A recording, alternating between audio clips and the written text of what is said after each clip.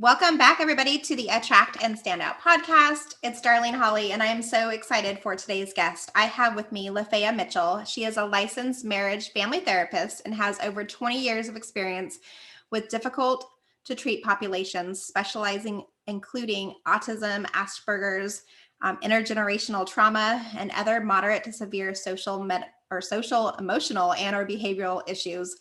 Lafaya, welcome to the show. I'm so glad to have you here today. Hello, I'm really happy to be here. Yes, it's so good to meet you. Before we dive too far in, I always like to do just a check-in. How have you been doing? How's things? Well, things are busy, crazy, and good. I can't complain. All I can say is I'm excited about everything it is that I've been doing. There's so much going on, and I'm sure we'll get to it, but I'm excited right now.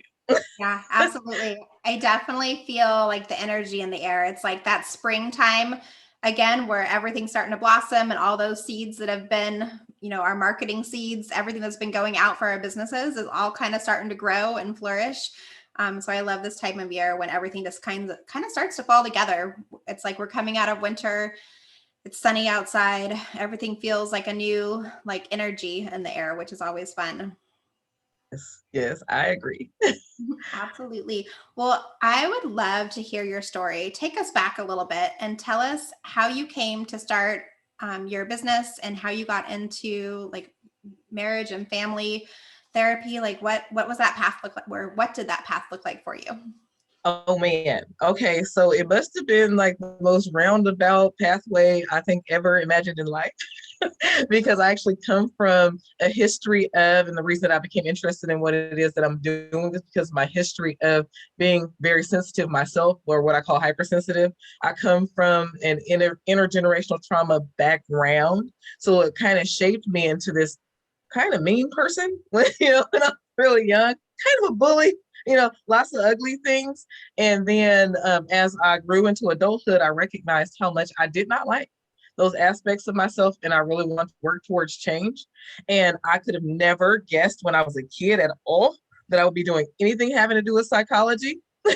But now, when I started college is when I figured that part out. Like I was going to be a nurse. So I took one Psych 101 course, and I was like, oh, this is good stuff. I'm going to take more of those classes. And then after that, I was hooked. I had to stay with psychology. It was teaching me too much to not engage. And then from there, I recognized that I just have a special gifting when it comes to working with kids who tend to be very difficult to work with. I'm able to get them to engage. I'm able to get them wanting to come to see me. And best part ever is that I get them to start listening to their parents and other practitioners. So That's like a magic skill that you have then, because most kids, no matter what's going on with them, they always have that little bit of rebellion where they're like, oh, mom said to do this. Well, I'm going to do this instead. right. And the last thing they want typically is therapy. So yeah. So from my end, after many years of just successes with those cases that people would call the most difficult, like they'd be like, oh, they're really difficult, send them to Lafayette. I'll get off, send them to Lafayette. She loves that, right? And I do. I get bored when there's no challenge at all. I mean, but it just, after many years, people kept saying to me, they kept saying, you need to write a book.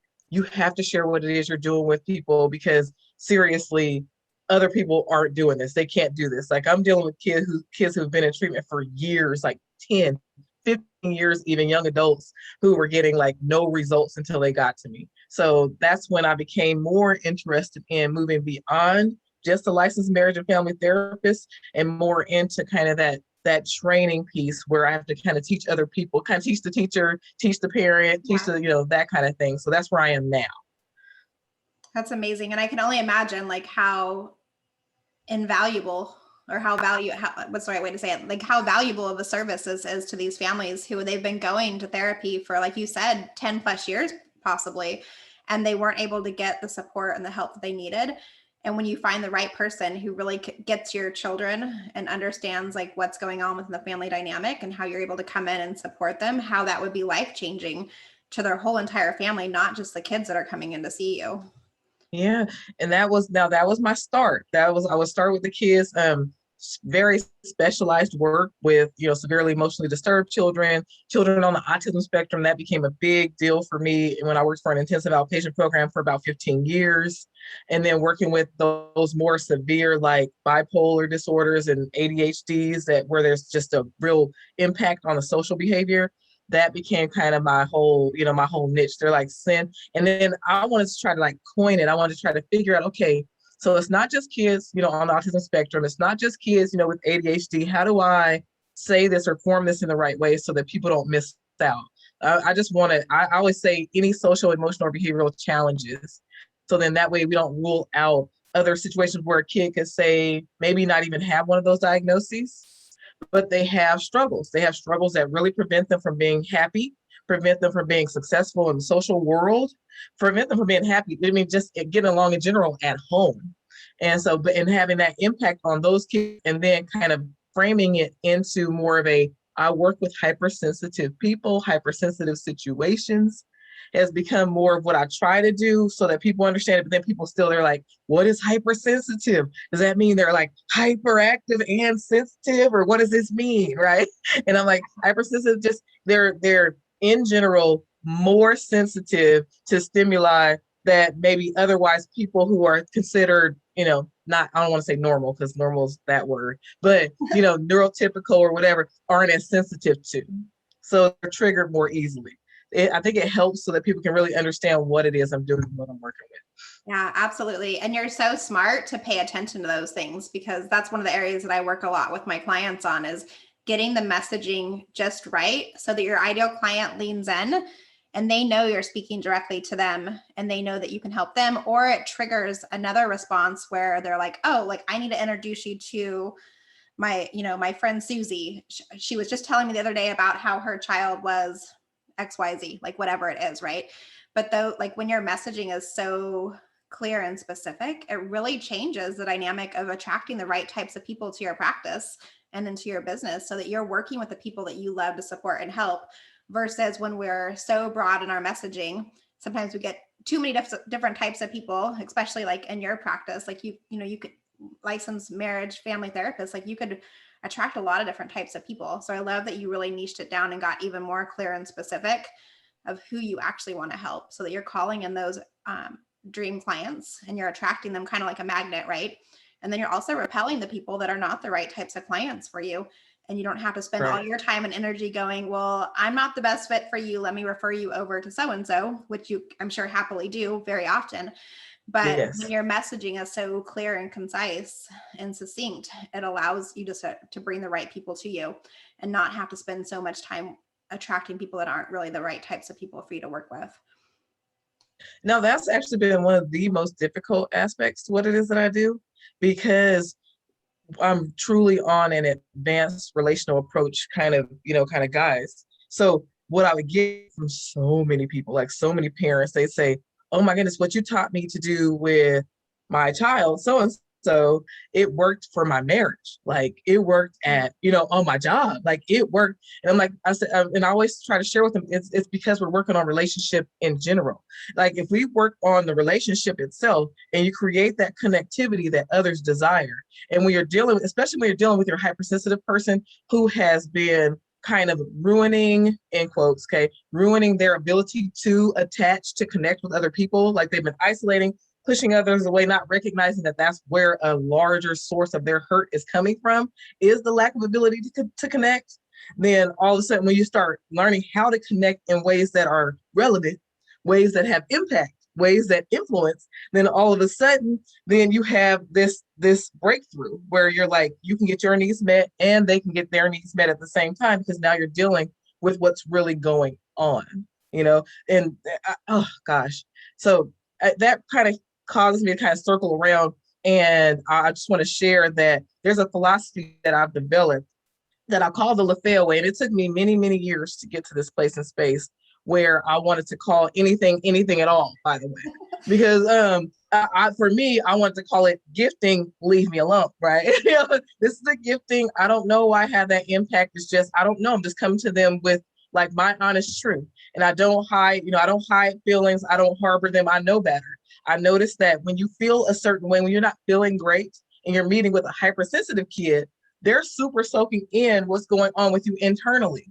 So then you lose that power of influence if you're not like all in your Zen space, in your peace space. You have to learn how to get there to work with these particular kids. Yeah. If not, they're going to be highly reactive to what's going on with you internally. Once I figured that part out with one of my I would say my actual toughest case was probably the first kid on the autism spectrum that I met with. He was non-responsive. He didn't answer to his own mother calling his name. He was 7 years old and he was mostly nonverbal. He was very, very, very isolated. As much as he could, he was overstimulated by all attempts to interact with him. And so I had to learn quite a bit. I had to kind of learn on the fly with him, sort of, because a part of me understood how he felt, because I've always been sensitive. So I was always pushing people away and like, nope, don't really want you to talk to me. Don't really want to be right. I was that kind of person. So when I got that from him, then I was like, oh, babe, I understand exactly where you're like, I understand exactly how you feel, right? And for me, I almost felt bad. I was like, I was like, this is the last thing you want to do. Like, you don't want to be talking to me. And I understand that, but we have work to do, right? And my breakthrough with him came when I just stopped trying to figure out how to do all the stuff that I was reading about in the books, to try to do with a kid on the autism spectrum. And I just said, you know what? I don't blame you for not wanting to be here, man. Like, and then I was like, then he would do this thing, like he would cover his head up with this little tunnel thing. I remember that. It was this little blue tunnel. Every time I try to talk to him, he'd pick it up and cover his whole, like it kind of cover him down to half his body, down to his legs, right? And he would just keep doing that until I stopped talking. And then when I stopped talking, he'd take it off, throw it away, and go do what he was doing. And now it was interesting because one day I was like, he threw it away. I stopped talking, he threw it away. And I was like, you know what? What is it like in there for you anyway, right? So I picked the tunnel up and I put it over myself because I'm strange. I'm unorthodox, I guess. So I put it over my own head and I was like, I can see why you like it in here, right? It's blue, you can see nothing but blue. You can't see me. I can't see you. It muffles out people's voices. This is great, right? And I pulled the tunnel down because, of course, you can't keep a tunnel over your head while you're in session with a kid. So I pulled the tunnel down to see where he was, what he was doing. And this was the first time he was looking at me. He would not even look in my direction. He was looking at me with very flat affect, but he was looking at me with almost in his eyes was like, what are you doing? Strange lady, right? And so then that's my funnel. And so then same, but no, then then when he looked at me, I was like, no. I was like, if I don't get to see you, you don't get to see me. So I pulled the tunnel back up, right? So it's the attitude. And then I pulled it back down to see what he was doing. This time he was looking at me with it was like a faint smile in his eyes because he didn't, the very blunted facial expressions. Anyway, long story short, after this day, I had him engaged and we slowly but surely worked our way up to, he became verbal in 6 months. He became more verbal. He started to express empathy at school. The teacher was going nuts. Like a kid fell down and he asked the kid, was he okay? And helped him up, like to that point, right? The kid that didn't want to be touched, didn't acknowledge other people and all that. And it all came from just really kind of putting myself exactly in his shoes. And then slowly but surely, according to his comfort level, slowly introducing a way to engage. So then at first it was all about what he wanted to do. Then it became an exchange of, okay, we're going to do what you want to do today, then what I want to do next time. And then it taught him how to interact. And through that, I was able to, and I didn't realize it at the time, but through that and things that I've been doing throughout my life, I was able to put together something when I don't want to say forced to write the books, but I was compelled that I had to write these books and I really didn't want to because I really didn't like English in school, but I wrote the stupid books. and during that time, I met a woman who just so happened to have raised 2 boys on the spectrum. So here's this lady helping, call herself the book creator, helping put together the books. And she said, I raised 2 boys on the spectrum.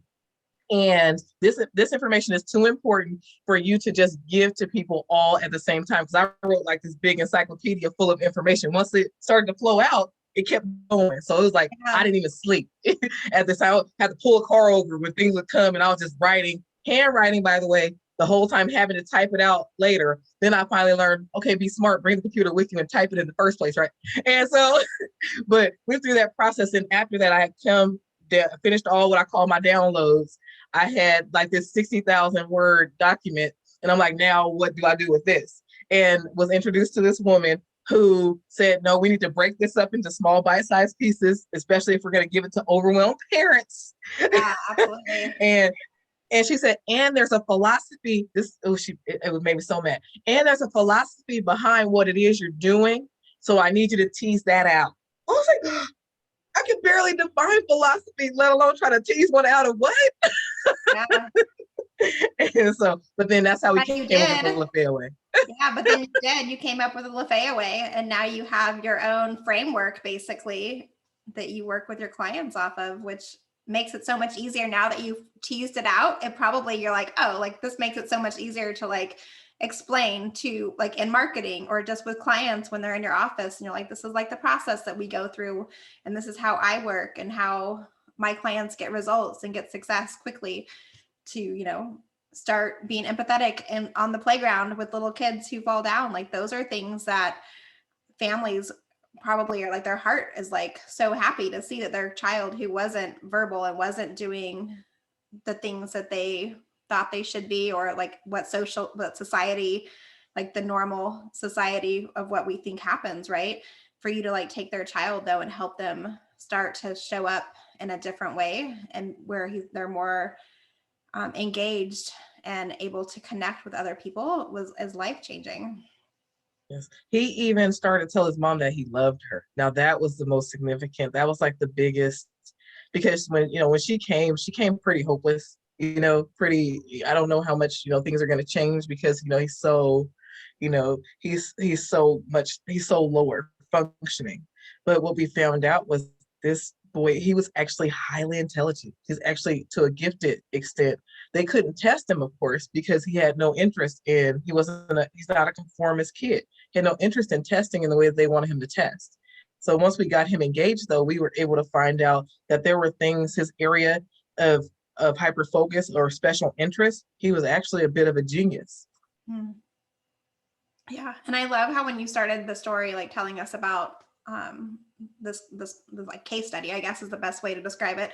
Like you went to his level, like you really like came down to where he was at, and that's where you were able to connect with him. And I think that's such like a beautiful metaphor for like in business, like when we're marketing our business and connecting with people, like when we go to our clients' level and we really see things the way that they see things, we can really connect and start to build those relationships, whether it's, in practice and with therapy, or if you're writing a sales page for your business and you're wanting to connect to your ideal client. Like when we use their language and we show up in the way that they are, it makes it so much easier to build that relationship, and we can get down eye to eye and see what they're actually going through, what the problem really is. And then you can start to, take them on a journey to start to whatever the solution is, right? Wherever you want to take them to, and grow from there. And we don't have to move outside of ourselves to do that. We can do that being fully who we are, because what happens is, in trying to market to other people and trying to get into that sales piece, we lose a piece of ourselves. So then it authentically feels like you're having to sell to another person, as opposed to just sharing something that is usually your passion or whatever, and doing that in such a way that's authentic to you, and because you're truest intentions, which I guess I'm probably going to need to go over the 4 core so that you can understand where I'm even coming from right now.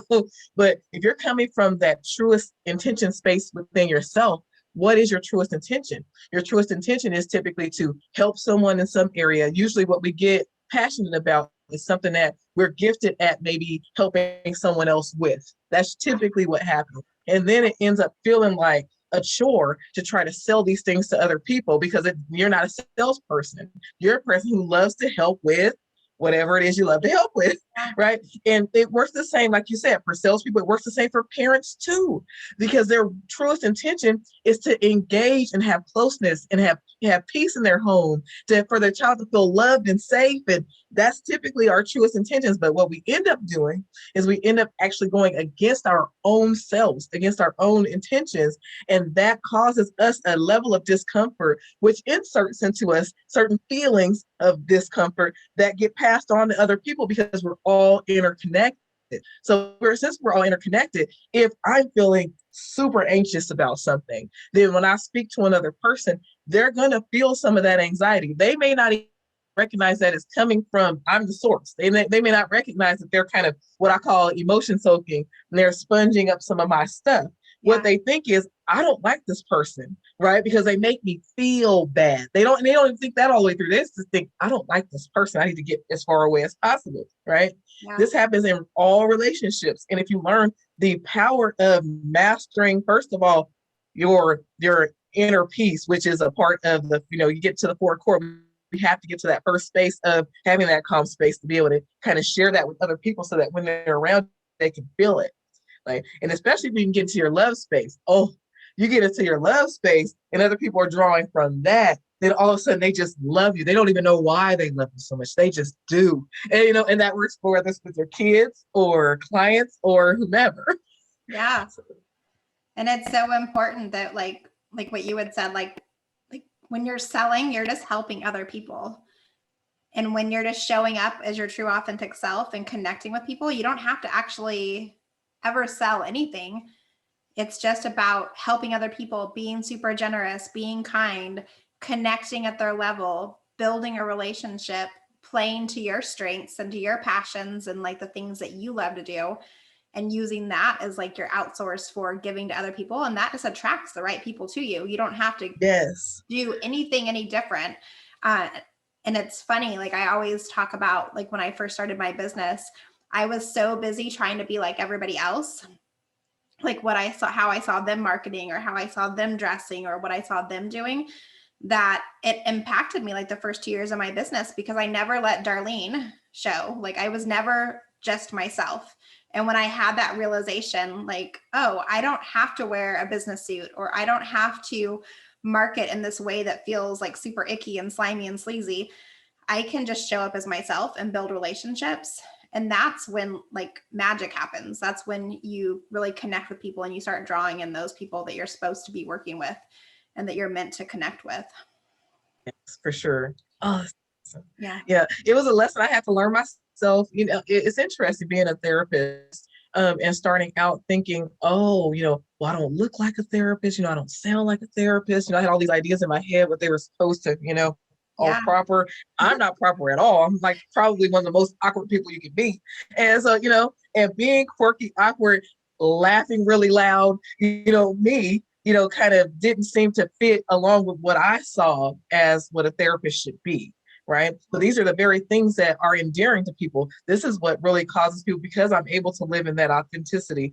This is what causes people to be drawn and engaged. And they're like, oh, thank you so much. It's so nice to have someone who can truly relate, who can truly understand what's going on, who's willing to behave as if they're not better than me, but that they're a human being too, kind of thing. And so, but let me, because I'm kind of chomping at the bit. I want to share the 4 core because I think it's so important for people. Yeah. And I'm going to try to do it fairly quickly because I want to be efficient. But anyway, in the 4 core, there are 4, what I call the 4 core steps. Now, I love this now that I've been kind of developing it and working on it for a long time. I kind of think of it as all the ingredients that you need to, and I love cake, so I just use cake. If you have all the ingredients that you need to make your cake, then you will have a delicious cake, a good looking cake, right? It won't be flat, it won't be nasty, it won't be ugly, right? You'll have everything you need. And with the Lafaya Way 4 core, works the same way. If you work in each one of the ingredients, then you will have peaceful, happy, exciting, fulfilling relationships with other people and with yourself, because the first relationship is between you and you. And so but when you do this, then it sets you up to be able to have all the ingredients that you need to make your cake.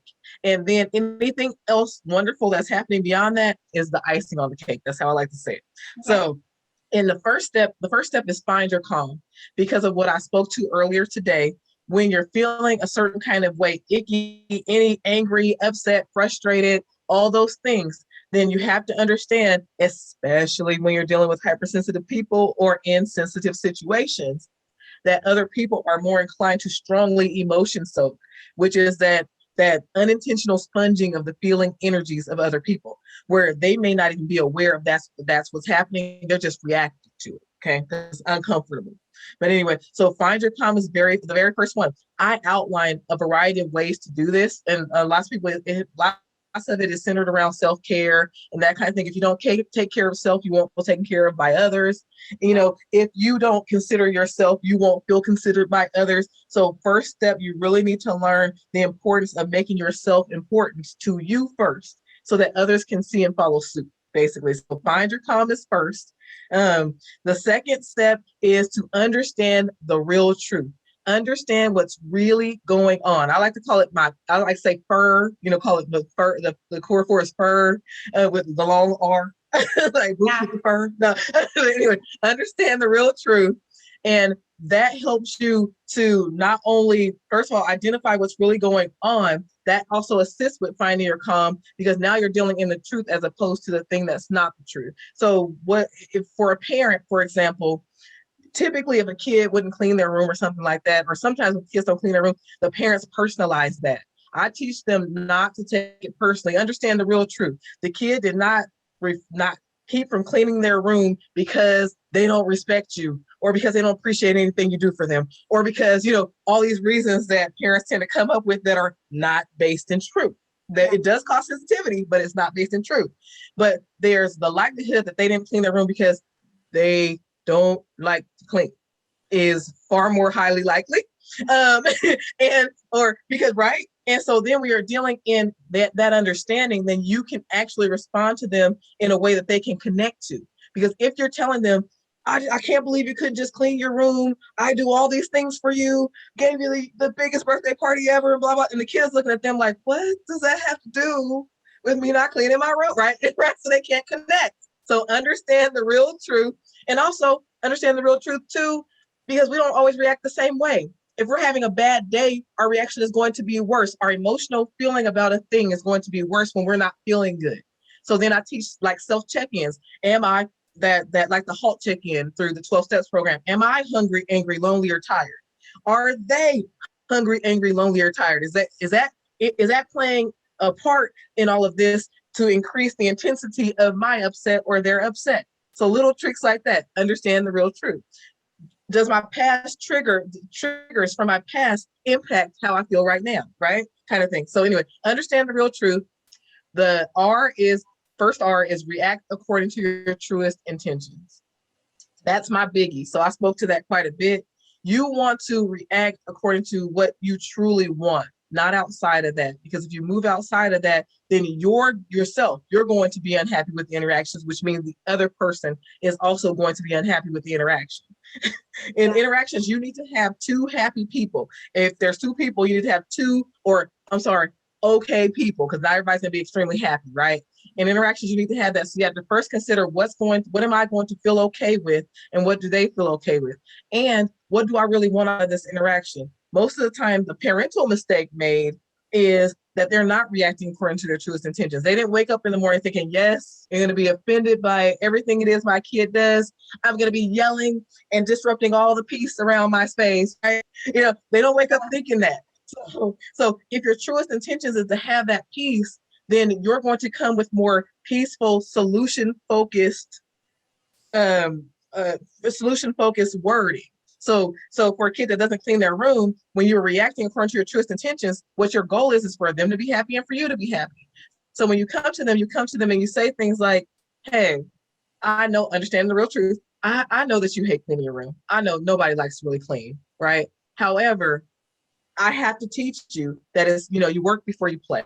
So, this thing over here that you typically would have the time to enjoy, you kind of have to earn it by doing this thing first. If you don't do this thing, then you're going to be unhappy, right? You're going to be unhappy because now we won't have the playtime because the work hasn't been put in, right? Kind of thing. Then you're reacting according to your true intention. Your intention is to get them to do what they need to do.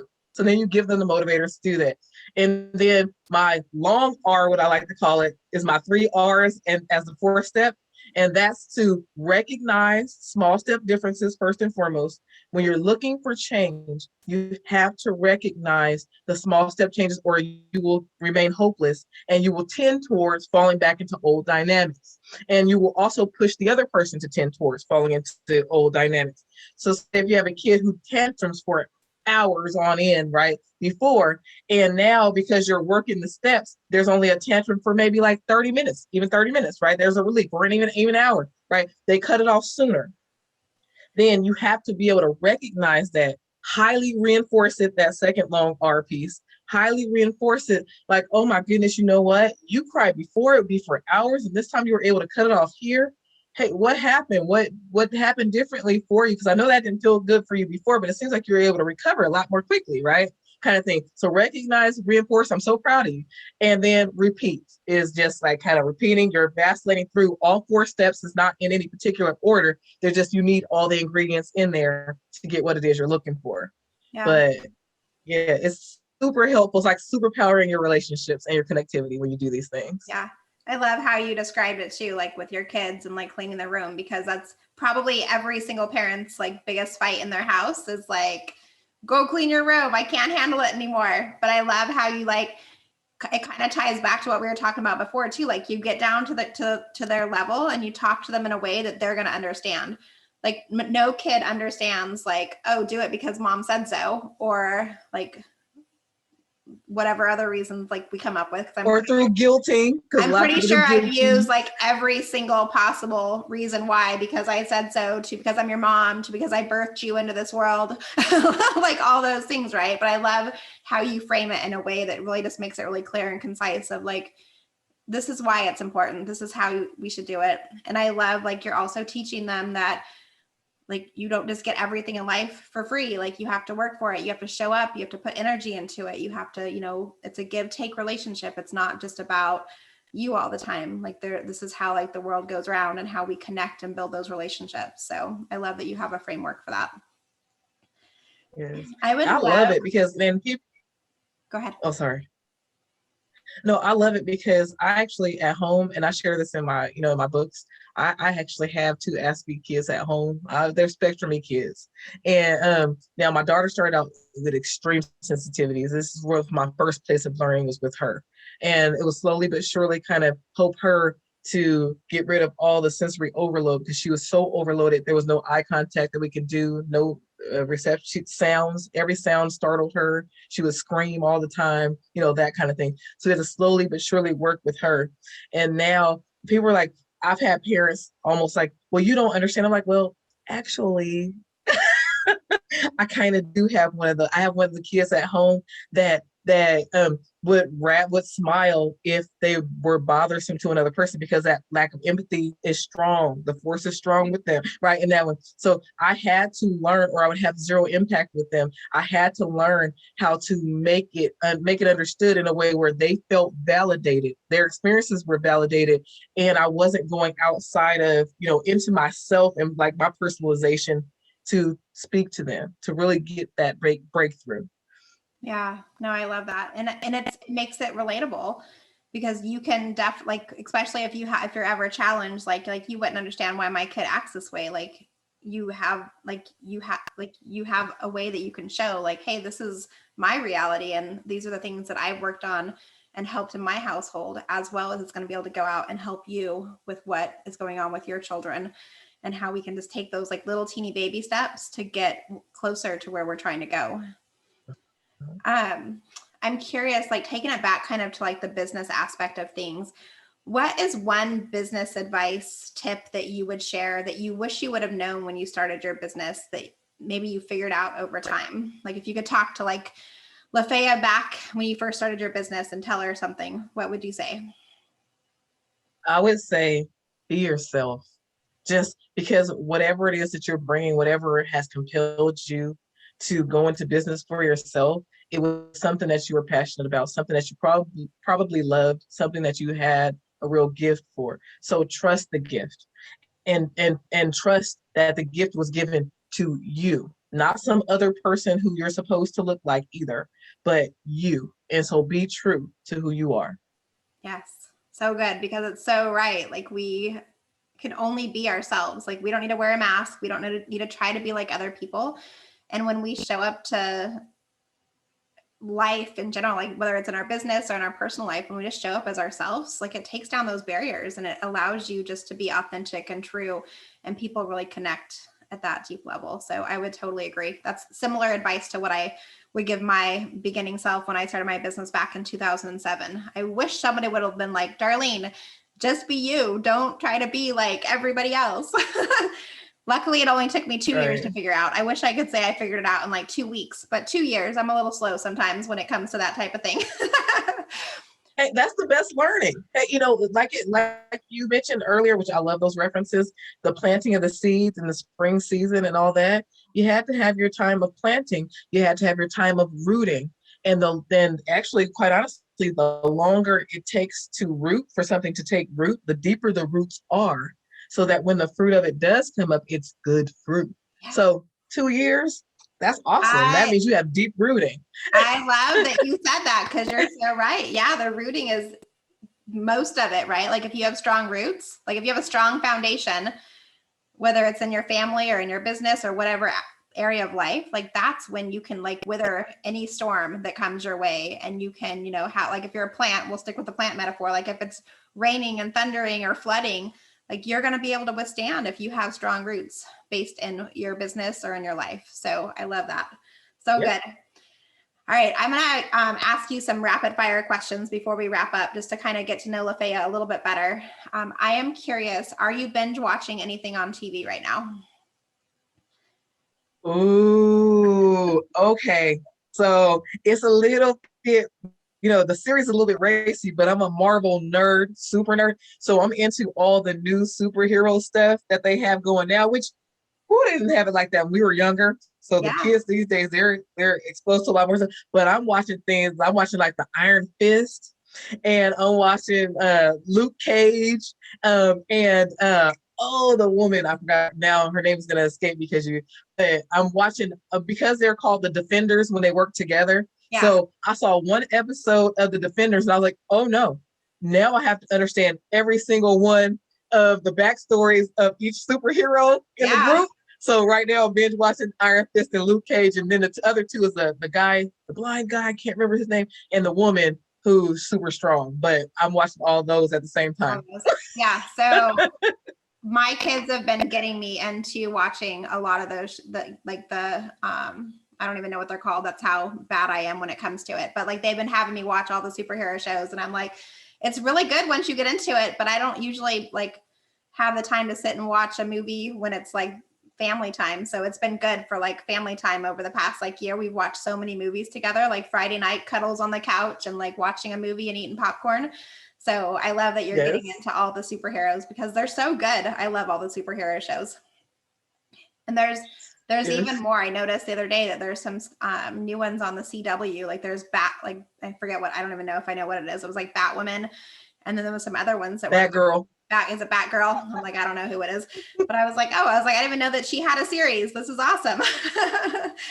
So lots of good stuff. And then what are you reading right now? Are you a reader? Is there any books that you have on your nightstand or that you're diving into? Oh my goodness. I've been so inundated with like seriously writing. So writing curriculum, I'm working on book 4 right now and all that. I haven't had the chance to actually read anything. That's all right. I feel like when I read, it's in like seasons. I'm either reading a lot or I'm not reading at all. So you're just in that off season where you're not reading right now, which is totally fine. Now the last thing I can say is that I was into the driving and the audiobooks. I haven't even been doing that lately though, but driving and audiobooks, and it's always about personal growth. So I love like Eckhart Tolle. I love anybody that's talking about that, just the personal development, personal growth, that side. That's what I listen to on Audible. But I would agree, like with COVID happening, like we don't go on road trips very often, and I don't go in the car and like run errands very often.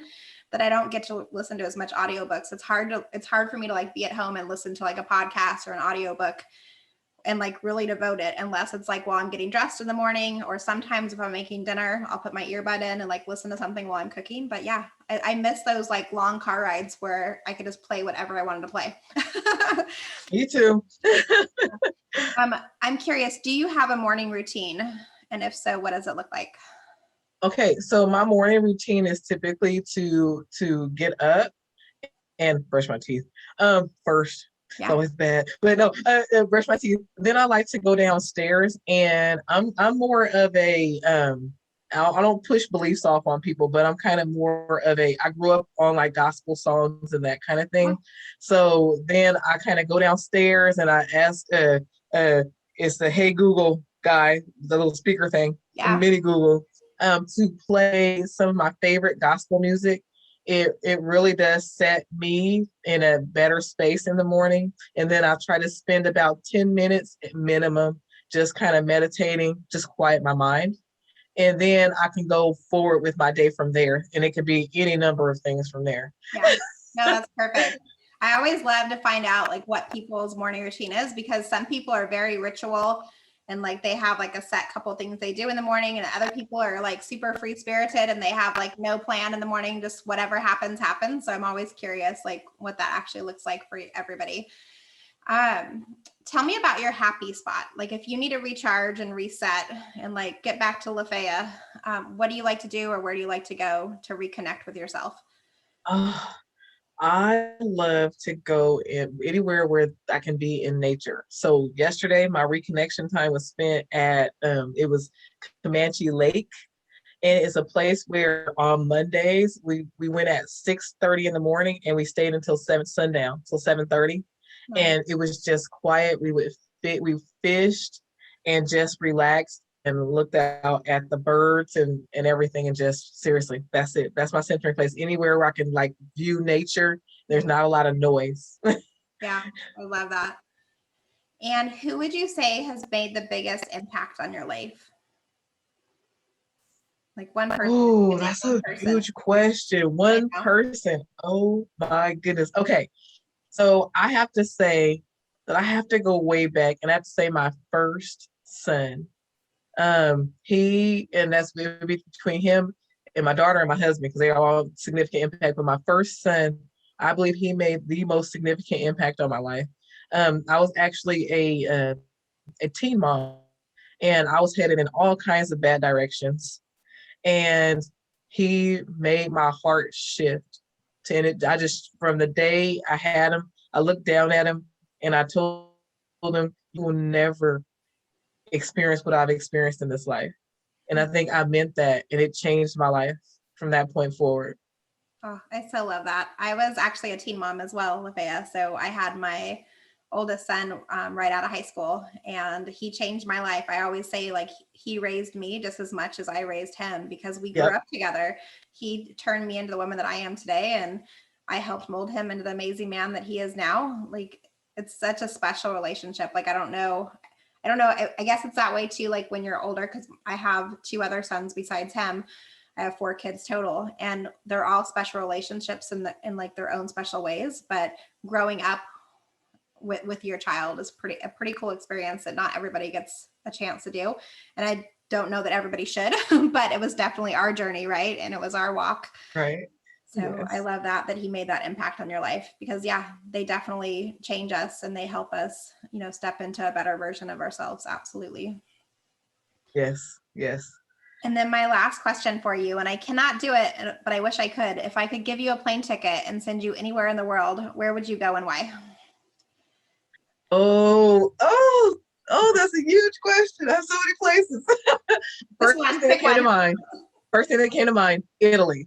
Italy, because first I love Italian, everything Italian, food, accent, language, all of it. So Italy, art, all of it. Awesome. Yeah, I definitely think it would be beautiful to go there as well. So let's go. Let's plan a trip. Lafaya, this has been so much fun having you on the podcast. Thank you so much for coming on. I know people are going to want to connect with you. Where would you like me to have them go? Do you hang out on social media platforms, or tell us where? Okay, I think that the best place to find me is through my website because it gives you access to everything. So you can go to lafayaway.com to learn about all the things that I'm doing. I'm doing so many things, especially so much free stuff for parents because I want to make those changes in the home that are necessary. So many slight adjustments necessary, so much less suffering that could happen out there in the world if we would just be able to kind of create the connectivity that we need to at home. And then you can search me Lafaya Way on Facebook, Twitter, YouTube. You can find me through searching Lafaya Way everywhere. So Perfect. And I know you have a free gift for everybody as well. Can you tell us a little bit about that? yes, I am gifting to you, and I think it's going to be in our, in the comment section or Yep, links whichever below. section. But yeah, but I'm gifting to you a free chapter from book 3. I picked out the chapter that I felt would like impact the most change.